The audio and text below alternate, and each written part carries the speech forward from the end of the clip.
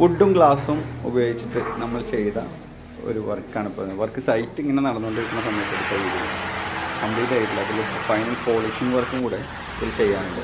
സ്റ്റാർട്ടിങ്ങിൽ ഈ ഭാഗത്ത് കെർവായിട്ടുള്ളൊരു ഏരിയ വരുന്നുണ്ട്. ഇവിടെ ബെൻഡ് ഗ്ലാസ്സാണ് നമ്മൾ ഉപയോഗിച്ചിരിക്കുന്നത്.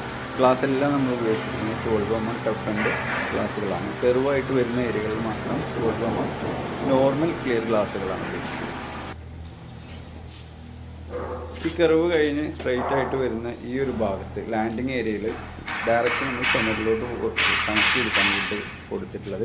അതുപോലെ ഈ ഓപ്പോസിറ്റ് സൈഡിൽ വരുന്ന ഈ ഭാഗം ഇത് ലിവിങ് സ്പേസിലോട്ടുള്ള ഒരു ഡബിൾ ഹൈറ്റ് സൈഡാണ്. ഇവിടെ സൈഡ് ഫിക്സിൽ തന്നെയാണ് നമ്മൾ ഗ്ലാസ് കൊടുത്തിട്ടുള്ളത്.